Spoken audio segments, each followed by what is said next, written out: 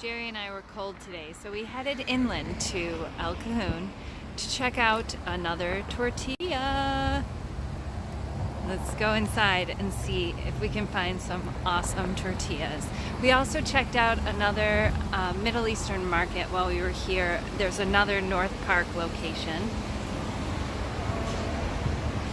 Oh my gosh, you guys, 2 pounds for $1. Papaya, my own personal paradise. Okay, I limited myself to 2 big papayas. And we've got some beautiful plum tomatoes at 79 cents a pound. Tomatillo, they look super fresh, 79 cents a pound. I've got to go find Jerry. He's in the back looking for the tortillas. He found them. There he is. So at this tortilleria, they keep them hot in this cooler. These are smoking hot, fresh corn tortillas.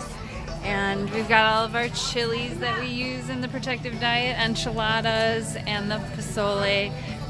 And Jerry's like, how many should I buy?